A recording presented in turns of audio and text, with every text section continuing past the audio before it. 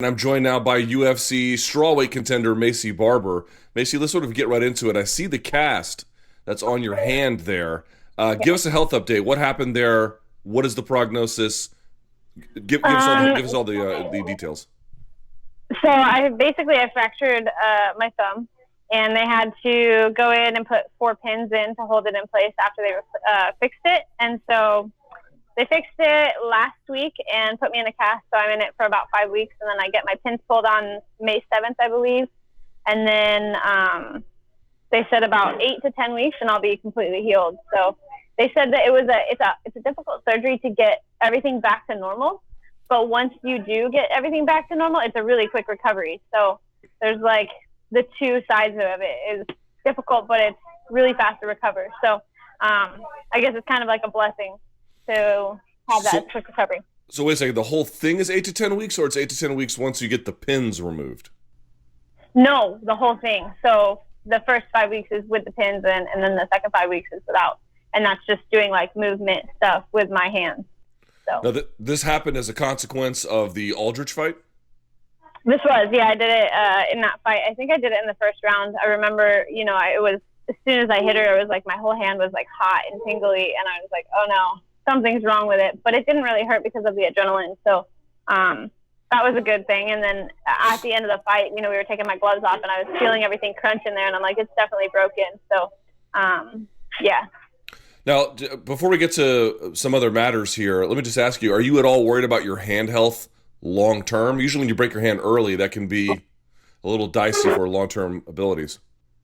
No, I mean, I broke my other hand before. So I think just working on, strengthening the bones, and obviously it's a cause for concern that I'll have to, just work on the strength of my hands and my bones for sure. So long term, it just means that I need to make them stronger. All right, fair enough. Drink the milk, I suppose. It's really hard. All right, so let's talk about this. So if you had an ideal time to come back to the octagon in terms of the calendar, what would it be?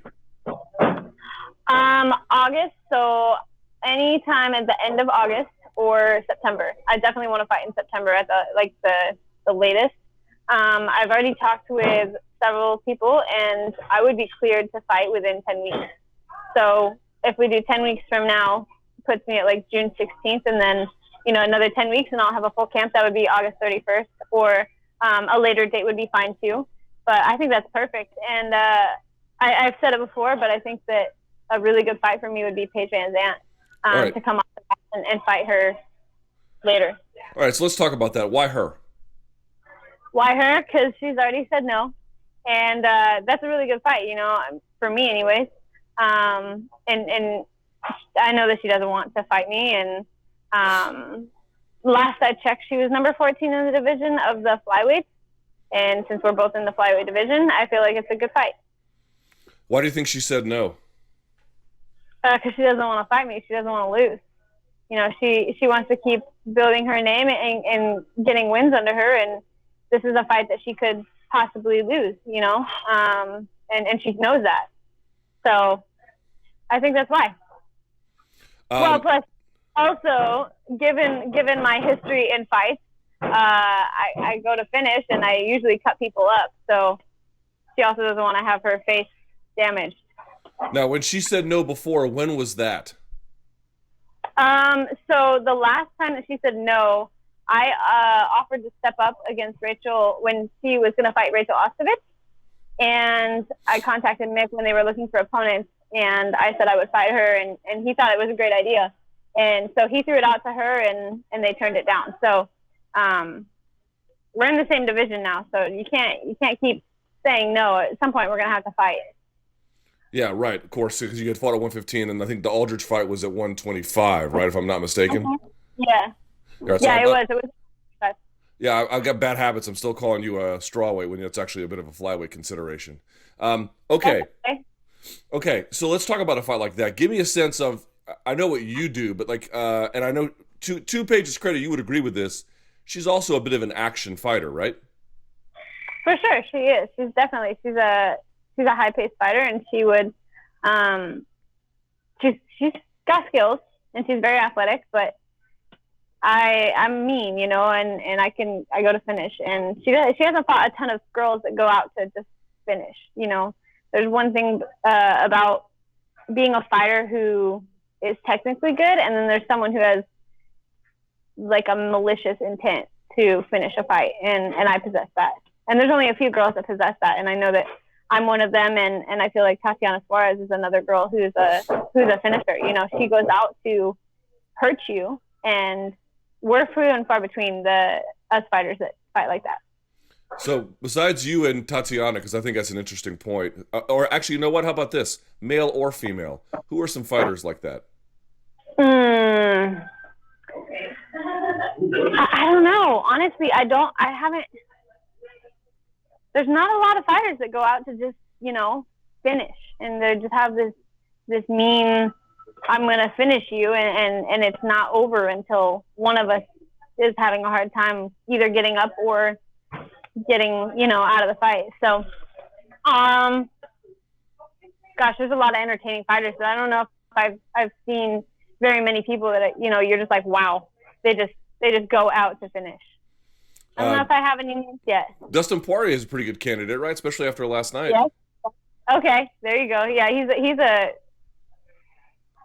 a killer for sure. That was amazing fight. The fact that, you know, Max would swing and he would hit, and he had the technique, you know, but every time he would hit Dustin, he'd hit him, but Dustin wouldn't have a real reaction because the power difference was so significant. And then Dustin, every time he hit Max, you know, Max's head would like pretty much fly back. So, and that's just the power difference. So that was impressive. What do you make of the idea of getting a fight with VanZant being so difficult, because she's got some popularity from obviously some things she's done in the octagon, but candidly probably a lot more from outside of it. Nothing wrong with that, but I think that's a statement of fact. And so as a consequence, she knows everyone's going to try and make a name off of her. She's going to be real judicious with who she picks. Right, yeah, there's that, you know, she probably is turning it down also because she doesn't see she can make the point of it's not a very valid fight for her because of the name that she has. But if we're talking about skills, I mean, everyone has to fight everyone at some point. I mean, she had to fight up in terms of, you know, she went and fought Michelle Waterson, and if you're looking at it, she had to fight up to get to where she's at, and Michelle had to fight down. So if we're thinking about it, I want to fight up to get to where I want to be, and I have to show that I have the skills. So Paige has to fight down. You know, like, you can't always fight someone who's way above you. You know, you have to fight. Sometimes you're going to have to fight people back to prove that you are where you need to be.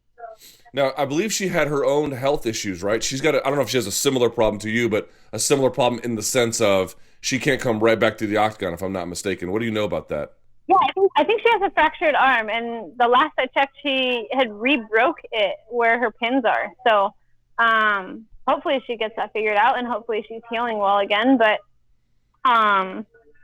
she made the statement, you know, she wants to fight in summer, and so do I, and I think that's good, you know.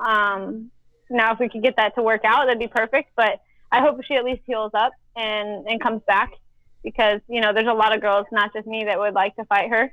Not only because we believe that we are more skilled than her, but we also see the star potential that, you know, you can build off of that name. So that's a lot of followers that she has that would be eyes on the fight and only get you more publicity as well. So let me ask you here very quickly, if I can. You were a strawweight, now flyweight, but there's 2 title fights coming up, one for each of those weight classes. Let me pick your brain on this one if I can. You got Rose Namajunas taking on Jessica Andrade. How do you see that one going? You know, I think Rose obviously is the more technical fighter, but actually I saw the size difference. Holy moly. I didn't realize how small Andrade is. But I also believe that Andrade is a pressure fighter. You know, she pressures in, and she's just one of those girls that no matter how many times you hit her, she's just going to keep coming forward. So I think, you know, if Rose can deal with the pressure, she'll be fine. But Andrade might break her. You know, the pressure might break her, the mental pressure, because Rose has been broken before. And it doesn't matter how technical you are as a fighter or how hard you can hit. If you don't have the mental game on point every single time, then and if you break, then you break yourself. So Um, we'll see. But I think if technically Rose could win, but mentally, if Andrade can get inside and put the pressure on her, then Rose will break. And then in the flyweight division, you have Shevchenko taking on Jessica Eye. Again, your sense of things there. I like Jessica Eye and I like Valentina as well. Valentina, I think, wins this fight as much as I would like to see Jessica come out with the win. But I just, Valentina's just a strong, solid fighter. I mean, she's not lacking anywhere. And so it's going to take a really good athlete and a really good fighter to win that fight. And, Jessica's got wrestling and she's got all that stuff, but so does Valentina. And I feel like that's almost something that we don't get to see as much because Valentina does so much of the Muay Thai style when she stands up and fights other girls. They only get through the striking or they go to the decision through the strikes. So Valentina is not bad on the ground at all. So if Jessica tries to wrestle with her, that could end up in Valentina's favor as well. When you think about your path to the title, because we all know about your ambitions and relative to your age and what you want to do, and of course you have many steps in front of you before we even get there, but I'm just wondering in your mind, when you think about it, is that a path to Valentina, or do you say to yourself, who knows who's going to have the title by the time that happens? Honestly, who knows? Because I could see myself fighting at 125 this fight and maybe not in the next fight. I would like to see myself go and give it another shot at 115 again. The nutrition and the metabolism is something we've been working at. So it could be a path to Valentina. I feel like Valentina at the 125 division, Valentina is going to stay champ for a while. At the 115 division, if let's just say that Andrade gets the win, then she wins, then I think that Tatiana Suarez is going to be the one that is a path to her. We've been paying a lot of attention, and it was even said last night in the fights is in the women's strawweight division, nobody has wrestling like Tatiana. And the first thing I saw when I saw that was I was like, not for long, because we're working on that wrestling now. So we're going to make improvements, and we're going to change that. It's not going to be Tatiana has the best wrestling in the strawweight division. It's going to be Maycee Barber has the best wrestling in the strawweight division. But it could be also a path to her. So we'll see. That anything can happen, as we saw last night. Anything can happen, and we'll see what happens.